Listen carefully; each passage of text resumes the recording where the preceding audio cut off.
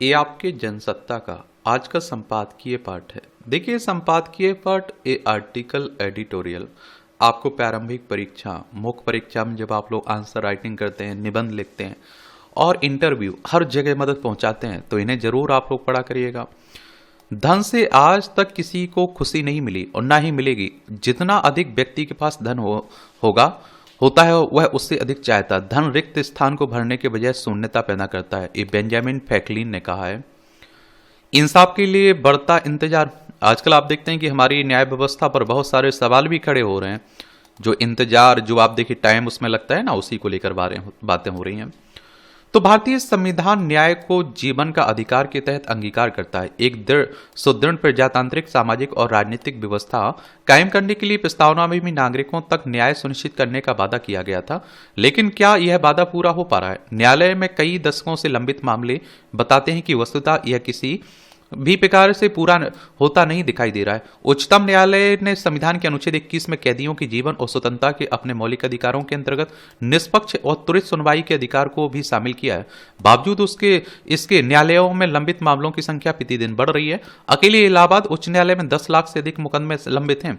हालांकि न्यायालय ने यह अनुमान लगाया कि यह फैसले त्वरित और बिना विलंब के हों तो देश के सकल घरेलू उत्पाद में 1 से 2% की वृद्धि संभव है। मगर विडंबना है कि न्याय देने के लिए न्यायालयों में न्यायाधीशों की संख्या का ही व्यापक अभाव है, यानी कि कमी है। और आप देखते हैं कि जिसके पास पैसा रहता है वो तो बहुत जल्दी उसके केस की सुनवाई हो जाती है, क्योंकि बड़े बड़े वकील की फौज खड़ा कर देती है। लेकिन जो आम लोग होते हैं, गरीब लोग होते हैं, उनके केस आप देखिए सालों सालों तक पेंडिंग में पड़े रहते हैं, चलते रहते हैं। इलाहाबाद उच्च न्यायालय में आप देखिए न्यायाधीशों के लिए कुल 160 पद स्वीकृत हैं। लेकिन वर्तमान में कार्यरत न्यायाधीशों की संख्या पर गौर करें तो यह महज 79 यानी कि 79 हैं, जो कुल स्वीकृत पदों के लिए आधे से भी कम है।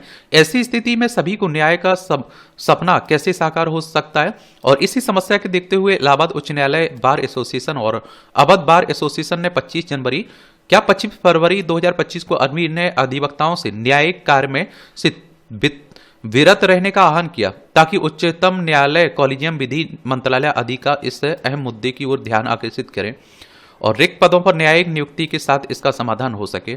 इस समय जनसंख्या के अनुपात में न्यायाधीशों की संख्या बेहद कम है। उच्चतम न्यायालय में न्यायाधीशों की संख्या की बात करें तो संविधान के अनुच्छेद 124 के अंतर्गत शीर्ष न्यायालयों को अपने सदस्यों की संख्या बढ़ाने का अधिकार है। अपने गठन से लेकर आज तक निरंतर कार्य के बढ़ते बोझ और अनसुने मुकदमों की बढ़ती संख्या के कारण न्यायाधीशों की संख्या में समानुसार आप देखें वृद्धि भी होती रही है। वर्ष 1950 में 8 से बढ़ाकर उसे 1956 में 11 कर दिया गया था। इसके बाद 1960 में 14, 1978 में 18, वर्ष 1986 में 26 और 2009 में 31 और 2019 में 34 कर दिया गया। इस सर्वोच्च न्यायालय की बात हो रही। संविधान के अनुच्छेद 124 के तहत सुप्रीम कोर्ट की स्थापना की बात की गई ना, 28 जनवरी 1950 में इसकी स्थापना हुई थी। हालांकि लंबित मामलों को देखते हुए अभी भी न्यायाधीशों की कमी महसूस की जाती है। उच्च न्यायालय और जिला न्यायालयों में न्यायाधीशों की संख्या देखें तो विधि मंत्री ने राज्यसभा में एक प्रश्न के उत्तर में बताया कि भारत के में प्रति 10 लाख जनसंख्या पर 21 न्यायाधीश हैं। ऐसे में न्यायाधीशों की कमी लंबित मुकदमों का एक बड़ा कारण है। जनसंख्या के अनुपात में न्यायाधीशों की संख्या अन्य राष्ट्रों की तुलना में भारत में बेहद कम है। अमेरिका में यह आंकड़ा 151 और चीन में 170 है। वहीं 1987 में विधि आयोग ने अपनी रिपोर्ट में प्रति 10 लाख जनसंख्या पर 50 न्यायाधीशों का प्रस्ताव दिया था, जिसे स्वीकार नहीं किया गया और अभी भी इसकी अधिकतम स्वीकृत पदों की संख्या को बेहद कम माना जाता है।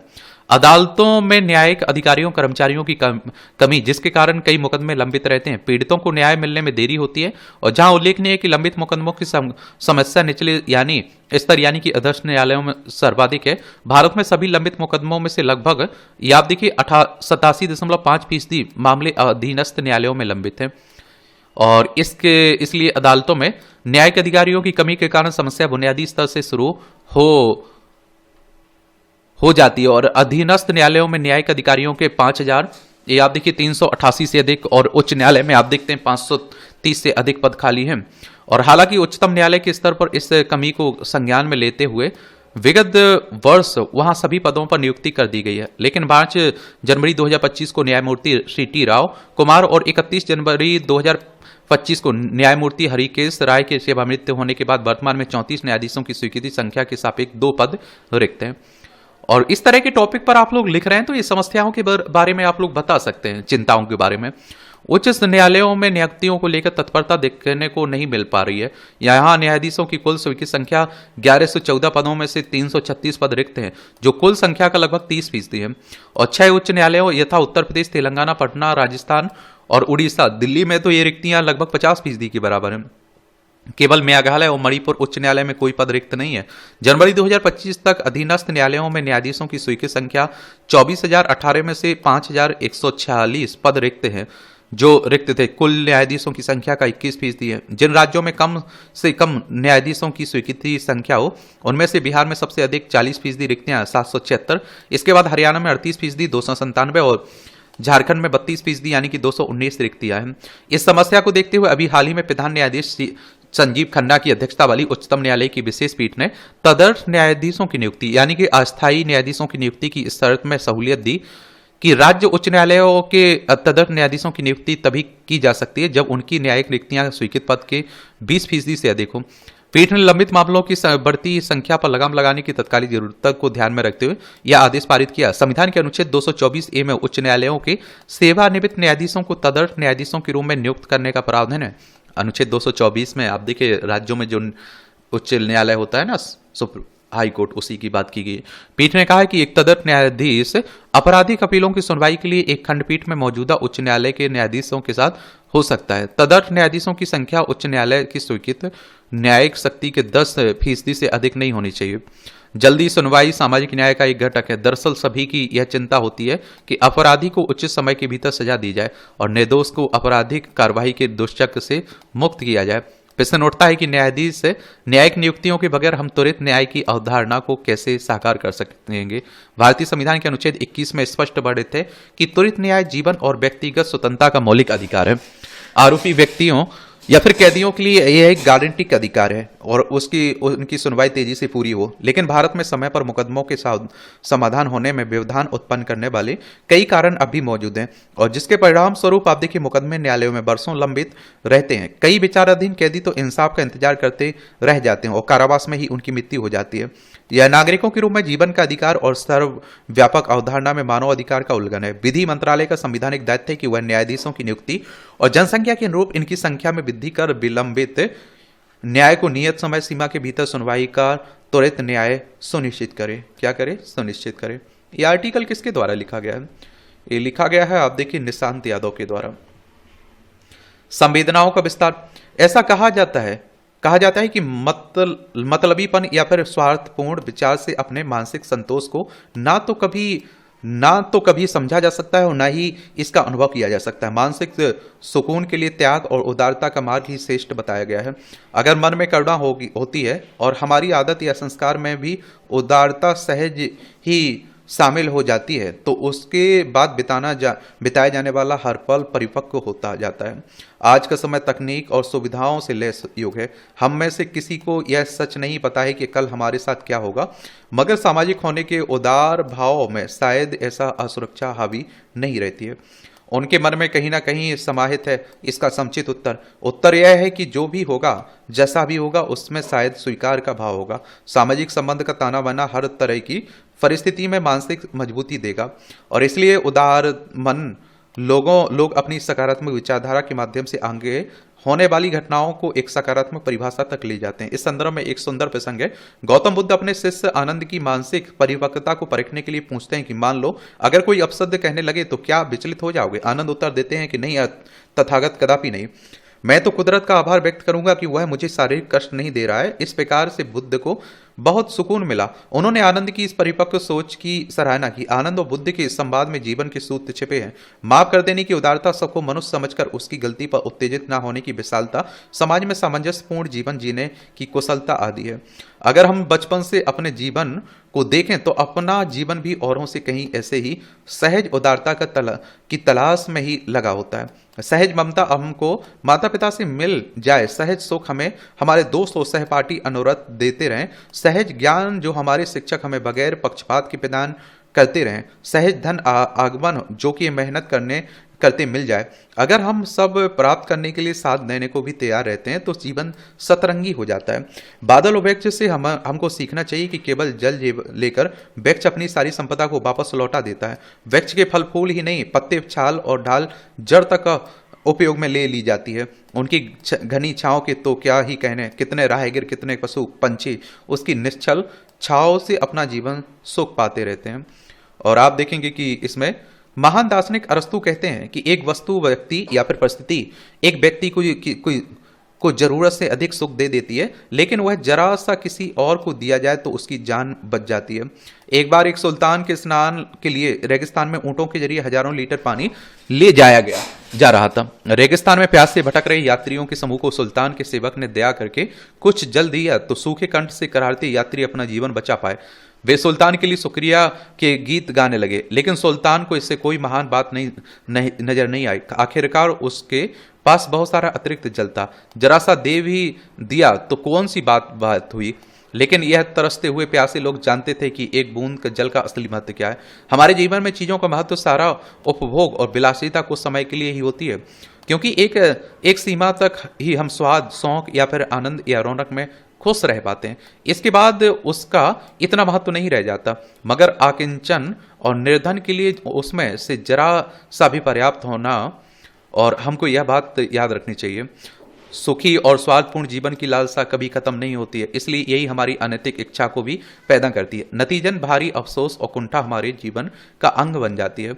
जबकि विचार करने पर लगता है कि जो भी अपने पास अतिरिक्त है उसका दान करना, उदारता का व्यवहार रखना, मिल बांट कर खाना और जमाखोरी ना करने का अभिभाव इसी मतलबीपन को समेटने के लिए हुआ है। और अपने पास बस काम चलाने लायक रहना, बाकी किसी जरूरतमंद को दे देना, यही विचार हमारे मन को ऊर्जा यानी खुशी और संतोष से जीवन जीने की शक्ति देता है। उदारता और संभाव हमारे विवेक को बढ़ाने में सहायता करता है। अपने को समाज का विस्तार मानना और समाज में खुद को देखना ही हमारी सकारात्मक चेतना का ही एक सही विस्तार है। इस समाज में हमारा जन्म हुआ है और इसी वातावरण में हमें समा जाना है, यह सृष्टि का ही अर्थ है। इसलिए हम अपने पास कुछ भी रोक कर नहीं रख सकते। अपनी युवावस्था, चमकीली त्वचा, अपने काले धन काने घले बाल, चमचमाके दांतों सहित कुछ भी नहीं है और हमको सब कुछ जो छोड़ना ही होता है। अक्लमंदी यही हुई कि जब तक हो तब तक समाज के लिए अवयवी बन जाए। मान लिया जाए कि खुले मन से कुछ भी देना या बांटना हमें आए या ना आए, यह प्रकृति ज्यादा देर तक हमें कुछ भी रखने की नहीं देती है। कुदरत की इस अलौकिक प्रयोगशाला हमने देखी है और इसमें सभी कुछ बनता भी है और तो शून्य से वह समा भी शून्य में ही जाता है। हम एक संकल्प कर सकते हैं कि अपने पास अगर देने का कुछ ना हो तो अपनी शुभकामनाएं, सद्भावना ही अपने समाज को देते रहेंगे। क्या सोचते हैं आप लोग, सही बात है या नहीं? हिंसा का सिलसिला एक लंबे समय से आप देख रहे हैं कि मणिपुर में, हमारा एक राज्य है ना, देखिए हमारा प्यारा भारत है, ये आपको मणिपुर देखने को मिलेगा। इम्फाल इसकी राजधानी आपको देखने को मिल जाएगी। इसकी सीमा आप देखिए नागालैंड, असम, मिजोरम से लगती है। अंतर्राष्ट्रीय सीमा इसकी म्यांमार से लगती है। और अजय कुमार भल्ला यहाँ के राज्यपाल हैं। अभी राष्ट्रपति शासन लगा हुआ है। चलिए यहाँ आप लोगों से सवाल है, राष्ट्रपति शासन का उल्लेख किस संविधान के अनुच्छेद में किया गया है? विधानसभा में 60 सीटें हैं, राज्यसभा में 1 सीट है, लोकसभा में 2 सीटें हैं। 22,327 वर्ग किलोमीटर में फैला हुआ है मणिपुर आपका। 1 नवंबर 1956 में से केंद्र शासित प्रदेश बनाया गया था। 21 जनवरी 1972 में से राज्य का दर्जा मिला था। तो मणिपुर में हिंसा की ताजा घटना यह बताने के लिए काफी है कि वहां शांति बहाल करने और समस्या का कोई ठोस हल निकालने के लिए अब तक जितने भी प्रयास किए गए उनके पीछे दूरदर्शिता की कमी रही।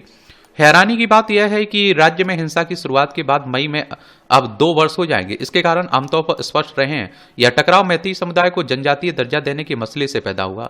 इसके बावजूद राज्य से लेकर केंद्र सरकार की ओर से ऐसा कोई हल या प्रस्ताव सामने नहीं आ सका जिस पर संबंधित पक्षों के बीच सहमति बने और राज्य में शांति कायम हो। यह एक तरह से राज्य सरकार की नाकामी ही थी। चौथा दफा लगातार सवाल उठने के बीच वहां के मुख्यमंत्री को आखिरकार इस्तीफा देना पड़ा। इसके बाद राष्ट्रपति शासन में भी हिंसक घटनाओं पर काबू पाने और स्थिति में सुधार के लिए मोर्चे पर अब तक आश्वासनों से आगे बढ़कर कुछ भी ऐसा नहीं किया जा सकता जो जमीनी स्तर पर स्थानीय लोगों और खासतौर पर हिंसा प्रभावित समुदाय के भीतर विश्वास पैदा करे और वे राज्य में शांति बहाली में भागीदारी निभाए। एक बात आपको भी मालूम होगा कि देखिए हम लोग यूक्रेन के रूस युद्ध को रुकवाने की बात करते हैं, लेकिन एक हमारा मणिपुर राज्य, वहां शांति फैली हुई, केंद्र में भी सरकार उन्हीं की है, राज्य में बीजेपी की सरकार है, फिर भी नहीं शांति हो रही है। तो ये सवाल उठते हैं। याद रहे कि मणिपुर में कांगपोकपी में शनिवार को इम्फल दीमापुर उच्च मार्ग पर कुकी समुदाय और सुरक्षा बलों के बीच झड़प हुई, जिसमें एक व्यक्ति की जान चली गई। वहीं इस टकराव में 27 से ज्यादा जवान घायल हो गए। दरअसल केंद्रीय गृह मंत्री अमित शाह ने मणिपुर में सभी सड़कों पर वाहनों की स्वतंत्र आवाजाही को लेकर एक निर्देश जारी किया था। राज्य में सबसे ज्यादा प्रभावित समुदाय के स्थानीय लोगों ने निर्देश का व्यापक विरोध किया, जिसके बाद तनाव बढ़ गया और अब फिर अराजकता की स्थिति में कांगपोकपी में कई इलाकों में कर्फ्यू लगाने की नौबत आई। यह स्थिति तब है जब मुख्यमंत्री के इस्तीफे के बाद वहां राष्ट्रपति शासन लगा दिया गया और वहां के राज्यपाल ने उपद्रवियों से सभी लूटे गए हथियार जमा करने को कहा। अब तक 500 से ज्यादा हथियार जमा किए जा चुके हैं, मगर यह साफ है कि हिंसा को थमने और उससे भी ज्यादा समस्या के हल के लिए कुछ भी ऐसा ठोस नहीं किया गया और जिससे स्थायी रूप से शांति कायम करने का कोई रास्ता निकले। सही है कि सड़कों पर बेरोक-टोक आवाजाही सुनिश्चित करना स्थिति को सामान्य बनाने में एक सहायक कदम हो सकता है। लंबे समय से राज्य में जारी हिंसा के बीच संभवतः वहां सभी प्रभावित लोग और समुदाय शांति की उम्मीद में होंगे, लेकिन यह भी ध्यान रखने की जरूरत है कि अगर यह समस्या के मूल कारणों को दूर किए बिना सतह पर कुछ किया जाता तो इससे नतीजे अनुकूल नहीं भी आ सकते हैं। ताजा हिंसा के बाद स्थानीय कुकी संगठनों की ओर से जैसी प्रतिक्रिया आई वह इसी का उदाहरण है। कुकी समुदाय का प्रतिनिधित्व करने वाले एक संगठन की ओर से यह कहा गया कि वे शांति का समर्थन करते हैं, लेकिन इस तरह के उपायों से नाराजगी और संघर्ष की स्थिति पैदा होगी और राज्य की हिंसा की शुरुआत के करीब 1.25 वर्ष बाद भी अगर हालात में कोई सुधार नहीं आता दिख रहा है तो यह सरकारों के भीतर ईमानदार राजनीतिक इच्छा शक्ति की कमी हो सकती है। इसी को दर्शाती है। जब तक स्थायी शांति के लिए राजनीतिक स्तर पर ठोस समाधान नहीं निकाला जाता तब तक तत्कालीन उपायों का शायद कोई ठोस परिणाम सामने नहीं आएगा। जीत का जज्बा। विजय पद पर सवार भारतीय क्रिकेट टीम ने एक बार फिर इतिहास रच दिया। न्यूजीलैंड को हराकर उसने जो खिताब हासिल किया वह एक बार फिर बेहद खास उपलब्धि है। इस मायने में भी भारतीय टीम ने 12 साल बाद चैंपियन ट्रॉफी जीती। इस तरह उसने अपनी दृढ़ता और समर्पण का ही परिचय दिया। भारतीय टीम में लगातार अपने अभ्यास और लक्ष्य को साध कर जीत की पटकथा लिखी है और इसीलिए तो आप लोगों से भी कहता हूं कि आप लोग भी अपने अभ्यास करते रहिए, प्रैक्टिस करते रहिए, अपने लक्ष्य को बना के रखिए। आईसीसी चैंपियन ट्रॉफी खिताब हासिल करने के लिए हमारे जाबाज खिलाड़ियों ने जिस जोश और लगन के साथ मैदान में प्रदर्शन किया उस पर देशवासियों को गर्व है। गौरतलब है कि इससे पहले भारतीय इंग्लैंड को हराकर चैंपियन बना था। उसके बाद 2002 में श्रीलंका के साथ संयुक्त रूप से खिताब जीता था। इस बार हमारी टीम ने पूरी दुनिया को बता दिया कि वह विश्व चैंपियन है। उसकी रंगों में जीत का रंग बहता है और आप देखते हैं कि मैदान में पूरे जोश से खेलते हुए उसने अपने करोड़ों प्रशंसकों की आंखों में सपनों के कई रंग भर दिए। खिताब हासिल करने के लिए टीम के सभी खिलाड़ियों के साथ रोहित शर्मा की बल्लेबाजी बेहद महत्वपूर्ण रही है। बतौर कप्तान उन्होंने गेंदबाजों को आक्रामक बनाए रखते हुए न्यूजीलैंड को घुटने टेकने के लिए बाध्य कर दिया। खास बात है कि उनके नेतृत्व में टीम किसी एक खिलाड़ी पर निर्भर नहीं रही है। यह इस अहम खिताब को भारत के नाम करने के लिए श्रेयस अय्यर ने तो ऐसे समय बल्लेबाजी की जब मैदान से रोहित के बाहर हो जाने से झटका लग चुका था और उनकी वजह से स्थिति संभाली और फिर श्रेयस ने अक्षर पटेल के साथ शानदार पारी खेलते हुए भारत को जीत की दहलीज पर खड़ा पहुंचा दिया। दोनों ने 61 रन की साझेदारी करते हुए जीत की सुनहरी पटकथा तैयार की। मध्यम क्रम में केएल राहुल ने अपने 34 रनों से भारतीय विजय का परचम लहराने में कोई कसर नहीं छोड़ी। इस तरह जीत के जज्बे से भरी भारतीय टीम ने अपने प्रशंसकों के लिए होली से पहले ही जश्न मनाने का अवसर दे दिया। फिलहाल भारतीय टीम के बीच जिस स्तर पर तालमेल दिख रहा है वह भविष्य में कामयाबी का एक बड़ा फलक तैयार करने की उम्मीद जगाता है। आजकल आप देख रहे हैं कि जब से डोनाल्ड ट्रंप अमेरिका के राष्ट्रपति बने हैं उनका झुकाव रूस की तरफ देखने को मिल रहा है। यूक्रेन को तानाशाह कह दे रहे हैं, यहाँ के शासक को। इस युद्ध के लिए यूक्रेन को जिम्मेदार ठहरा दे रहे हैं। देखिए यूक्रेन है, रूस है, ये हमारा प्यारा भारत है। ये आप लोगों को अमेरिका देखने को मिलेगा। अब सवाल आता है यहाँ कि आखिर रूस से नजदीकियां बढ़ाने की कोशिश क्यों कर रहे हैं आखिर ट्रंप? कोई तो वजह होगी, बेवजह तो नहीं होता है ना ये। तो आप देखेंगे कि अमेरिकी राष्ट्रपति डोनाल्ड ट्रंप दशकों पुरानी अमेरिकी विदेश नीति से उलट रूस से नजदीकियां बढ़ाने की कोशिश क्यों कर रहे हैं? यूक्रेन में छिड़ी जंग को रोकने के मुद्दे पर भी ट्रंप पुतिन के साथ खड़े दिख रहे हैं। वे यूक्रेन के राष्ट्रपति वोलोदिमीर जेलेंस्की पर रूस की कड़ी शर्तों को मानने के लिए दबाव भी डाल रहे हैं। रूस को लेकर सबसे बड़ा बदलाव 12 फरवरी को देखने को मिला जब ट्रंप ने राष्ट्रपति पुतिन के साथ 90 मिनट तक फोन पर बात की।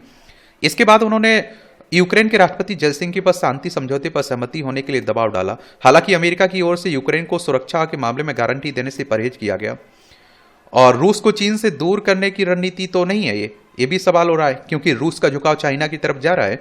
यूरोपीय सहयोगियों से दूर होते और रूस की ओर बढ़ते झुकाव वाले ट्रंप के एक कदम अमेरिका की 80 साल पुरानी विदेश नीति से पलटना है। हालांकि यह अभी भी साफ नहीं है कि क्या यह विदेश नीति की एक नई रणनीति है।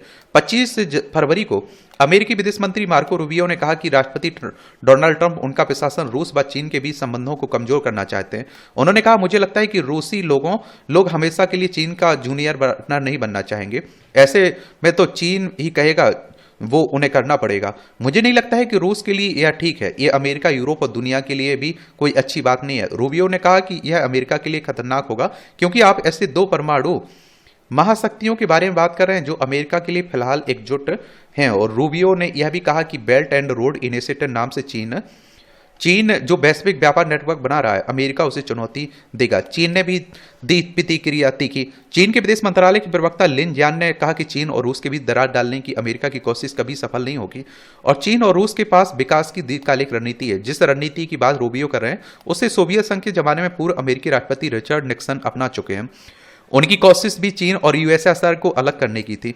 उस समय वो आप देखिए चाइना के साथ खड़े हुए थे, आज ये रूस के साथ खड़े दिखाई दे रहे हैं। निक्सन ने रूस को अलग थलग करने के लिए चीन से संबंध स्थापित किए। अब ट्रंप रूस के साथ करीबी संबंध बनाकर चीन को अलग थलग करना चाह रहे हैं। विशेषज्ञों ने इसे रिवर्स निक्सन या रिवर्स किसिंजर योजना बताया। अपने राष्ट्रीय सुरक्षा सलाहकार हेनरी किसिंजर की सलाह पर निक्सन ने वर्ष 1972 में चीन के साथ एक समझौते पर हस्ताक्षर किए थे। इस समझौते ने अमेरिका के खिलाफ दोनों देशों की एकजुट आक्रामकता को समाप्त कर दिया था। लंदन स्कूल ऑफ इकोनॉमिक्स में प्रोफेसर क्लाउस बिली कहते हैं कि अमेरिका नहीं चाहता है कि रूस चीन के लिए कच्चे माल का एक उपनिवेश बन जाए और इसका मतलब होगा कि वे चीन को अपने संसाधन सस्ते दामों में बेचेंगे, जो चीन को अमेरिका पर बढ़त दे रहा है। हालांकि ब्रिटेन स्थित international institute for strategic studies से जुड़े डाना एलन का कहना है कि इससे कम संभावना है कि ट्रंप इस रणनीति का पूरी ताकत से समर्थन करें। यह ट्रंप के विचार से अलग नहीं है और हो सकता है कि वे इसे संभावना माने, लेकिन यह विचार विदेश नीति के अन्य विशेषज्ञों की ओर से आया है और वो व्हाइट हाउस उस समूह में नहीं है जो नीतियां बना रहा है। एक तो आप देख रहे हैं कि आजकल मोटापे को लेकर आप लोग क्या सोचते हैं, इस पर आप दे सकते हैं। भारत में बढ़ रही है मोटापे की समस्या और लेसेंट की ताजा आप देखते हैं कि रिपोर्ट बताती है कि 1990 भारत की सिर्फ 12% महिलाएं और 8% पुरुष मोटापे का शिकार थे। इनमें से 15 से 24 वर्ष के युवाओं की संख्या सिर्फ 73 लाख थी, लेकिन वर्ष 2023 में इस आयु वर्ग के 2 करोड़ 98 लाख युवा मोटापे का शिकार हो गए। आज 2025 में आप देखिए भारत मोटे लोगों के मामले में विश्व के दूसरे स्थान पर है और आजकल आप देख रहे हैं कि इसकी चर्चाएं खूब हो रही है। हमारे प्रधानमंत्री भी जागरूक करें। भारत में मोटापा तेजी से बढ़ती हुई समस्या बन रहा है। पिछले कुछ वर्षों में मोटापा महामारी की तरह फैला है। खान पान या फिर कुछ और, आखिर क्या वजह है जो भारतीय को मोटापे की तरफ धकेल रहा है? लेसेंट की ताजा रिपोर्ट के अनुसार अधिक वजन या फिर मोटापे से ग्रस्त के रूप में वर्गीकृत आधे से अधिक वयस्क उन 8 देशों में रहते हैं जिनमें भारत दूसरे स्थान पर है। पहले स्थान पर चीन। रिपोर्ट के मुताबिक चीन में 40.2 करोड़, भारत में 18 करोड़, अमेरिका में 17.2 करोड़, ब्राजील में 8.8 करोड़ और रूस में 7.1 करोड़, मैक्सिको में 5.8 करोड़, इंडोनेशिया में 5.2 करोड़ और मिस्र में 4.1 करोड़ लोग मोटापे से ग्रस्त हैं। 2 करोड़ से ज्यादा युवा मोटापे का शिकार हैं। अध्ययन के मुताबिक जो आपको बताया ना, 1990 में भारत की 12% महिलाएं, 8% पुरुष मोटापे के शिकार थे। इनमें भी 15 से 24 वर्ष की आयु की संख्या सिर्फ 73 लाख थी, लेकिन वर्ष 2021 में इस आयु के वर्ग के 2 करोड़ 98 लाख युवा मोटापे के शिकार हैं। आज 2025 में भारत मोटे लोगों के मामले में विश्व के दूसरे स्थान पर है। भारत एक जमाने में मोटापे को समृद्धि की निशानी माना जाता था। कहा जाता है कि ऐसे लोग खाती पीते परिवार से आते हैं, लेकिन अब परिस्थितियां बदल चुकी हैं और अब वो जो गरीब लोग हैं उनका वजन ज्यादा होता है और जो लोग आर्थिक समृद्ध रूप से समृद्ध हैं उनमें मोटापा कम है। और इसका सबसे बड़ा कारण हमारे, आप देखेंगे क्या, हमारे देश का बदलता रहन सहन खान पान है। डिब्बाबंद भोजन की बिक्री 3 गुना बढ़ी है। रिपोर्ट के अनुसार पिछले 10 वर्षों में भारत की डिब्बाबंद भोजन की बिक्री 3 गुना बढ़ गई है। इसके अलावा खराब जीवन शैली, जिसमें लोग घर से बाहर निकलने की गाड़ी में बैठ जाते हैं, फिर दफ्तर में बैठे बैठे काम करते हैं, इसमें उनके शरीर में वसा जमा हो जाता है। घर का बना भोजन खाने के बजाय बाहर से भोजन मंगवाते हैं। तेल से भरपूर नाश्ता करने और बार बार चाय कॉफी पीने से भी मोटापे की समस्या बढ़ रही है। मोटापा से कैसे बचें? तो मोटापा से बचने के लिए सबसे जरूरी चीज इच्छा शक्ति और जागरूकता है। अगर व्यक्ति के अंदर स्वस्थ रहने की इच्छा शक्ति होगी तो किसी ना किसी तरह से इस समस्या से बच सकते हैं। विशेषज्ञों का कहना है कि खान पान पर संयम और व्यायाम में मोटापे से बचा जा सकता है। जो मोटापे की समस्या से जूझ रहे हैं उन्हें तुरंत अपनी जीवन शैली में बदलाव करना चाहिए। और सुबह का नाश्ता करना बिल्कुल भी ना भूलें। नाश्ते में फल, सूखे मेवे, अंडे कम से कम तलें। तेल और मसाले वाले खाद्य पदार्थ ये आप देखिए लेने चाहिए। प्रोटीन की मात्रा बढ़ाएं। और आप देखेंगे कि क्योंकि वजन घटाने के लिए प्रोटीन सबसे ज़रूरी है। और आप देखिए ज़्यादा से ज़्यादा पानी पीना चाहिए। पानी कई बीमारियों से बचाता है। पानी से शरीर, आप देखते हैं क्या, शरीर आप लोगों को मालूम होना चाहिए, शरीर की पाचन क्रिया तेज होती है, जिससे शरीर को अतिरिक्त वसा को कम करने में मदद मिलती है। मोटापे से निजात पाने के लिए ज़्यादा तेल व मीठी चीज़ें खाने से बचना चाहिए। ये चीज़ें शरीर में वसा की मात्रा को बढ़ाती हैं और शरीर को बीमारियों की तरफ धकेलता है। ये हमारी आप देखते हैं कि सुनीता विलियम्स के जल्द अंतरिक्ष से लौटने की उम्मीद जग रही है। ये आप देखेंगे, ये अंतरिक्ष यात्री सुनीता विलियम्स और वेरी वुच बिलमोर की वापसी 19 और 20 मार्च को हो सकती है। दोनों करीब 10 महीने से अंतर्राष्ट्रीय अंतरिक्ष स्टेशन में रहे हैं और यह जानकारी नासा ने दी है। नासा अमेरिकी अंतरिक्ष एजेंसी है, हमारी इसरो है। नासा ने 5 जून 2024 को एक परीक्षण मिशन के लिए स्टारलाइनर अंतरिक्ष में उड़ान भरी थी। उन्हें 8 दिन के बाद वापस लौटना था। स्टारलाइनर अंतरिक्ष यान जब ISS के करीब पहुंचा तो उसमें समस्याएं पैदा हो गई। इसमें 5 थिएटर्स बंद हो गए जो यान को दिशा देने, और इसमें हीलियम भी खत्म हो गई। इससे जलने वाले ईंधन पर यान को निर्भर होना पड़ा और दोनों अंतरिक्ष यात्रियों की वापसी अटक गई। 61 साल की बिलमार और 58 साल की सुनीता को बोइंग स्टारलाइनर अंतरिक्ष यान ने अंतरिक्ष स्टेशन तक पहुंचाया था। यह अपनी तरह की पहली उड़ान थी जिसमें लोग सवार थे। यह एक परीक्षण था जिसके मकसद यह दिखाना था कि नया अंतरिक्ष यान नियमित रूप से इस्तेमाल किए जाने से पहले कैसा प्रदर्शन करता है। अब अमेरिकी राष्ट्रपति डोनाल्ड ट्रंप ने अंतरिक्ष यात्रियों को वापस लाने की जिम्मा एलन मस्क को सौंपा है। नासा के मुताबिक उन्हें 19-20 मार्च के आसपास वापस लाया जा सकता है। नासा के स्पेस एक्स क्रू 9 के सदस्यों ने अंतरिक्ष से रवाना होने के पहले एक प्रेस वार्ता के जरिए सभी से बात की। वहीं पिछले करीब 10 माह से सुनीता विलियम्स ISS में है। वह अंतरिक्ष में लगातार सबसे लंबे समय तक ठहरने वाली पहली महिला बन गई हैं। वैसे सुनीता विलियम्स की यह कोई पहली रिकॉर्ड नहीं। उन्होंने 2006-7 की पहली अंतरिक्ष यात्रा में 29 घंटे 17 मिनट की चहलकदमी की थी। यह किसी महिला द्वारा अब तक का अंतरिक्ष में सबसे ज्यादा समय है एक तरह से।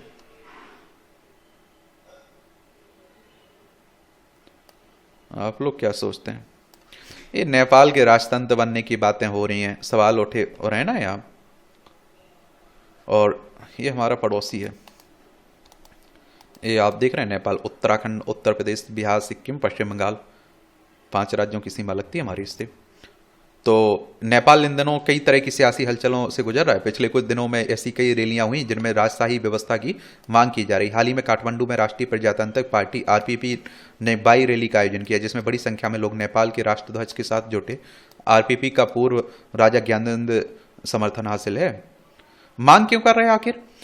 नेपाल में राजशाही की मांग क्यों हो रही? RPP के वरिष्ठ उपाध्यक्ष रविंद्र मिश्रा के मुताबिक नेपाल में अभी जो व्यवस्था चल रही उससे लोगों का मोह भंग हो गया है। अब लोग पुराने दिन याद कर रहे हैं। क्या नेपाल फिर से राजतंत्र की ओर बढ़ रहा है? इस पर विशेषज्ञ कहते हैं कि नेपाल के लोगों में मौजूदा सरकार को लेकर निराशा तो है, लोग गुस्से में हैं। यहाँ की जनता वैकल्पिक राजनीति की तलाश कर रही है लेकिन अभी कोई ठोस विकल्प नहीं दिख रहा है। ऐसे में राजतंत्र के समर्थक इसी असंतोष को लामबंद करना चाहते हैं और मुझे नहीं लगता है कि यह असंतोष राजतंत्र के पक्ष में होगा। क्या राजतंत्र फिर आना संभव है? विशेषज्ञों के मुताबिक पूर्व राजा ज्ञानेंद्र RPP का समर्थन करते हैं लेकिन उसे जनता का समर्थन कितना मिला? अगर ज्ञानेंद्र RPP में शामिल हो जाएं और खुद भी चुनाव लड़ें तो जीत नहीं पाएंगे। बहुत होगा तो RPP को 5 लाख वोट मिलता था, वो 10 लाख हो जाएगा और इससे आप देखेंगे हो जाएगा। इससे ज़्यादा कुछ नहीं होगा। संभव है कि ज्ञानेंद्र के समर्थक नारायण हट्टी का गेट तोड़कर ज्ञानेंद्र को वहां बैठा दें लेकिन उनके बाद जो होगा उसकी कल्पना नहीं की जा सकती। हालांकि ज्ञानेंद्र कभी ऐसा जोखिम नहीं उठाएंगे।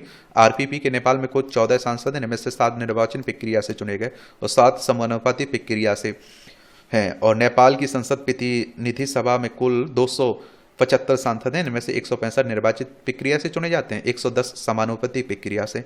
नेपाल के वरिष्ठ पत्रकार चंद्रकिशोर भी मानते हैं कि तमाम असंतोष के बावजूद नेपाल में राजतंत्र कभी नहीं आ पाएगा लेकिन ज्ञानेंद्र जहां आप जा रहे हैं वहां इतनी भीड़ क्यों हो रही है? उन्होंने कहा ज्ञानेंद्र जब राजा थे तब जनता से बहुत दूर थे, आम जनता ने उन्हें कभी देखा नहीं था, ऐसे में जब वो आम लोगों के बीच दिख रहे हैं तो लोगों की भीड़ लग रही है। इसका मतलब ये नहीं कि ज्ञानेंद्र को लोग फिर से राजा बना देंगे। चंद्रकिशोर कहते हैं कि नेपाल में 250 सालों तक राजशाही रही है, ऐसे में इस व्यवस्था से फायदा उठाने वालों की बड़ी संख्या है। ये क्यों नहीं चाहते कि राजतंत्र फिर से आ जाए? लेकिन नेपाल के लोग राजतंत्र को परख चुके हैं, वह ये अतीत से वर्तमान नहीं बनने जा रहा है। क्या सोचते हैं? तो आप देखिए 98% मुसलमान मध्य में रहते हैं। इन्हें पूछा कि राजतंत्र के जाने और लोकतंत्र के आने से उनके जीवन पर क्या फर्क पड़ा। इसके जवाब में कई स्थानीय मुसलमानों का कहना है राजतंत्र के होते उनके साथ कभी भेदभाव नहीं हुआ और ना ही कभी असुरक्षा का एहसास हुआ। नेपाल भारत के राजदूत रहे रंजीत राय ने नेपाल में फिर से राजतंत्र आने की संभावनाओं पर कहा, नेपाल निराश तो है। सच है कि लोगों की उम्मीदों पर अब तक की सरकारें खरी नहीं उतर पाई हैं, लेकिन इस निराश में नेपाल के लोगों को राजशाही व्यवस्था निकाल देगी, इसको लेकर संदेह बना हुआ है। उन्होंने कहा राजतंत्र के समर्थन में अभी इतने लोग नहीं हैं जिसे नेपाल के लोकतंत्र के लिए खतरे के रूप में देखा। नेपाल की गणतंत्र बने करीब 17 साल ही हुए हैं। इतने छोटे वक्त में किसी व्यवस्था की सफलता असफलता का मूल्यांकन करना थोड़ा जल्दीबाजी होगा। बाकी देखते हैं क्या होता है। इस तरह से आप देखेंगे आज के संपादकीय पाठ की कहानी कवर होती है। आपका कोई मेरे लिए सवाल हो सुझाव हो तो बता सकते हैं आप लोग। धन्यवाद।